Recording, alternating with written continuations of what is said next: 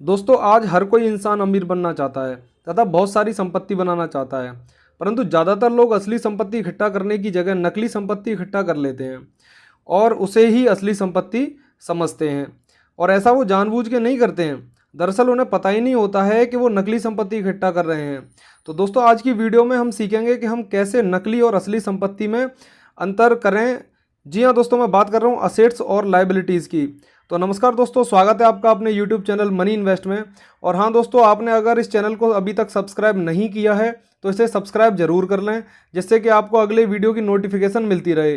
तो चलिए दोस्तों शुरू करते हैं आज की वीडियो। तो दोस्तों सबसे पहले बात करते हैं हम लोग असेट्स क्या होते हैं। हिंदी में बोले तो संपत्ति क्या होती है। तो संपत्ति की परिभाषा दोस्तों मोटा मोटी समझी जाए तो कुछ ऐसे है कि ऐसे गुड्स और सर्विसेज जो आपकी जेब में पैसा डालते हैं संपत्ति कहलाते हैं। ये परिभाषा तो सभी लोग हम जानते हैं कि जो हमारी पॉकेट में पैसा डालता है वो संपत्ति ही होता है। जैसे कि ज़मीन हो गया, घर हो गया, शेयर्स हो गए, बॉन्ड्स हो गए, फिक्स डिपॉजिट हो गए, म्यूचुअल फंड हो गए। ऐसी बहुत सारी जो चीज़ें हैं जो हमारी जेब में पैसा डालती हैं, इन सबको हम असेट्स कहते हैं। और दोस्तों बात करें अगर लाइबिलिटीज़ की, हमारे दायित्व क्या होते हैं, तो ऐसे गुड्स और सर्विसेज जो हमारी जेब से पैसा निकालते हैं उनको हम लाइबिलिटीज़ कहते हैं। जैसे कि कार हो गया, मोटरसाइकिल हो गई, लैपटॉप हो गया, घर हो गया, आपका लोन हो गया, क्रेडिट कार्ड हो गया। तो ये सारी चीज़ें हैं जो आपसे आपकी पॉकेट से पैसा निकालते हैं, तो इन्हें हम लोग लाइबिलिटीज़ कहते हैं। अब दोस्तों आप कहेंगे कि कार तो हमारी संपत्ति है, मोटरसाइकिल भी संपत्ति है, लैपटॉप भी हमारा संपत्ति है और घर भी हमारा प्रॉपर्टी होता है। तो ये कैसे हमारा लाइबिलिटी हो गया, हमारे जेब से पैसे कैसे निकालता है। तो दोस्तों इसके बारे में हम आगे की स्लाइड में देखते हैं कि ये आपकी पॉकेट से कैसे पैसा निकालते हैं, और इसी को मैं यहाँ पे नकली संपत्ति बोल रहा था दोस्तों। तो समझने का फ़र्क है। बाकी आगे देखते हैं नेक्स्ट स्लाइड में कि कैसे ये हमारी जेब से पैसा निकालते हैं। यहाँ दोस्तों इसको ऐसे समझिए, यहाँ पे मैंने घर और इसको लैपटॉप, कार और बाकी दूसरी चीज़ें होती हैं, इन सबको यहाँ पे लिख के रखा है। अभी आप कहोगे कि घर हमारे लिए संपत्ति है या दायित्व है। तो अगर ये घर आपकी पॉकेट में पैसा डाल रहा है तो ज़रूर ये आपकी संपत्ति है, असेट्स है आपका। लेकिन अगर ये ही घर आपके पॉकेट से पैसा निकाल रहा है तो ये आपका दायित्व में आता है दोस्तों। अगर सपोज करो आपने घर है आपके पास में और आपने वो रेंट पे दे रखा है, और वहाँ से जो रेंट आ रहा है उस रेंट से आपको कमाई हो रही है, आपके पॉकेट में पैसा आ रहा है, तो आपकी पॉकेट में जो पैसा आ रहा है इसलिए ये आपकी संपत्ति हो गई। लेकिन अगर सपोज करो यही दोस्तों के घर आपके पास है और एक बड़ा सा घर है, इसमें बिजली का खर्चा हो सकता है, मेंटेनेंस का खर्चा हो सकता है, तो ये यहाँ से पैसा आपकी पॉकेट से निकाल रहा है। और जब पॉकेट से पैसा निकालता है तब हम इसको दायित्व की श्रेणी में रखते हैं। ऐसे ही आप दोस्तों लैपटॉप को ले लीजिए। अगर आप लैपटॉप से कोई अपना काम करते हैं या फिर कोई दूसरा ऐसा कोई वर्क करते हैं जिससे कि आपकी पॉकेट में पैसा आता है, आप अपना कुछ बिजनेस करते हैं या कुछ कोई भी ऐसा काम करते हैं जिसकी वजह से आपकी पॉकेट में पैसा आता है, तो यहाँ लैपटॉप आपके लिए असेट्स हो जाता है। लेकिन अगर आपने ऐसे ही एक लैपटॉप रख रखा है एंटरटेनमेंट के पर्पज़ से या किसी दूसरे वर्क से जो आपके घर में ऐसे ही पड़ा है, तो यहाँ दोस्तों ये पैसा आपका वेस्टेज है। धीरे धीरे समय के साथ में इसका डेप्रिसिएशन भी हो रहा है लैपटॉप का, और दूसरा इसमें जो भी कमी बेसी होगी इसके लिए आप इसमें पैसा खर्चा ही करोगे। तो एक तरह से ये आपके लिए लाइबिलिटी हो गया। अगर दोस्तों कार की बात करें, अगर कार का आपने रेंट पे उठा रखी है या कहीं दूसरी जगह ऐसी जगह दे रखी है जहाँ से आपका पैसा आ रहा है, आपकी पॉकेट में पैसा आ रहा है, तो अगर पैसा आ रहा है तो ये आपके लिए असेट्स हो गया।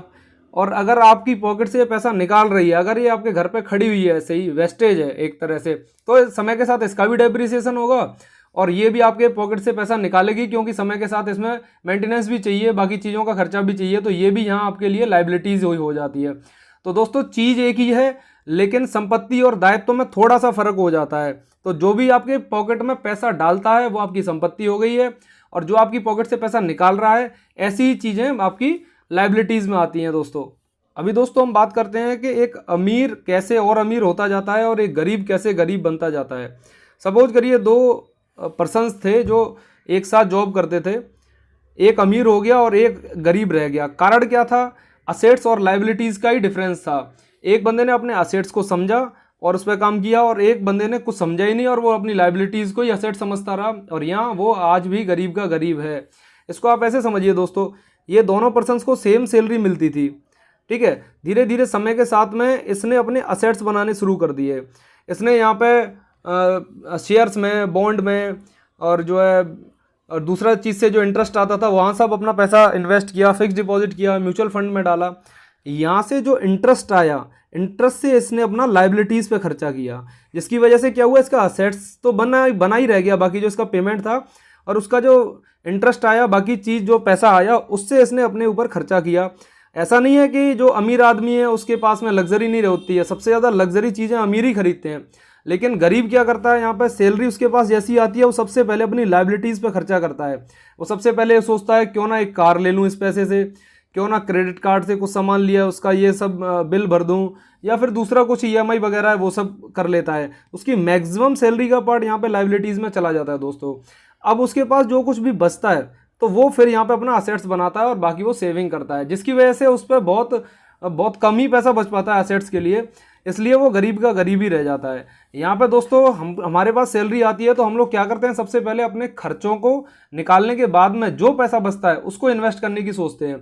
लेकिन अमीर आदमी दोस्तों सबसे पहले अपना असेट्स में पैसा लगाते हैं और वहाँ से जो पैसा बचता है या फिर यहाँ से जो पैसा इंटरेस्ट के रूप में निकल के आता है या फिर शेयर्स ले रखे हैं तो वहाँ से डिविडेंड वगैरह आता है, तो वहाँ से वो पैसा अपना खर्चा करते हैं। शुरू में दोस्तों रिलायंस कंपनी के मालिक मुकेश अंबानी हैं, ये भी कोई बहुत ज़्यादा अमीर नहीं थे, इनकी कहानी तो खैर सबको पता है। डीमार्ट के जो फाउंडर हैं राधा कृष्ण दमानी की कंपनी है वो, तो वो भी एक नॉर्मल आदमी थे।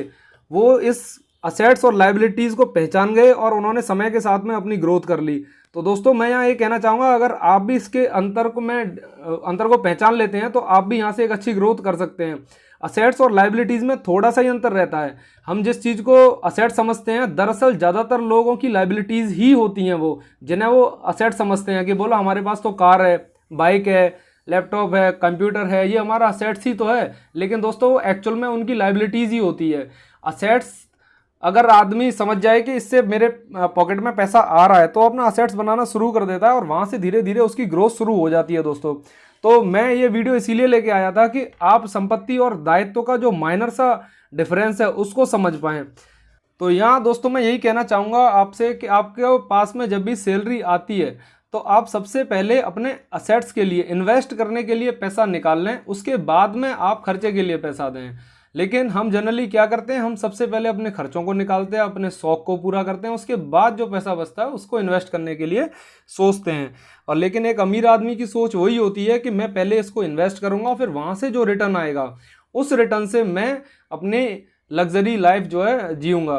तो ये थोड़ा सा अंतर रहता है, इसलिए अमीर आदमी धीरे धीरे करके और अमीर हो जाता है और जब उसके पास बहुत सारा कॉर्पस हो जाता है तो वो उसको इतना रिटर्न देने लग जाता है कि उसको काम करने की ज़रूरत ही नहीं रहती है और वो बैठ के आराम से अपनी ज़िंदगी भर लग्जरी लाइफ जी सकता है, अच्छी तरह से रह सकता है। लेकिन गरीब आदमी हमेशा सैलरी भी मिलती रहती है उसको और वो रोता ही रहता है कि मैं कहाँ से करूँ, मेरे को उतना पैसा मिलता नहीं है। तो दोस्तों ये अपनी अपनी सोच पर डिपेंड करता है।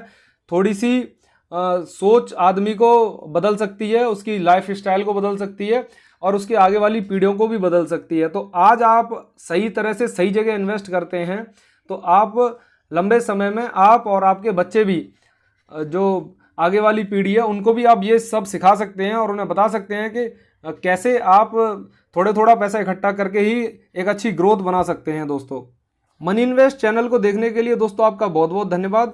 अगर दोस्तों आपने अभी तक ये चैनल सब्सक्राइब नहीं किया है तो मैं कहना चाहूँगा आपसे इस चैनल को सब्सक्राइब कर लें तथा वीडियो को लाइक करें तथा अपने दोस्तों के साथ शेयर करें। इन्वेस्टिंग करते रहें दोस्तों तथा अपनी वेल्थ बढ़ाते रहें। धन्यवाद दोस्तों, जय हिंद।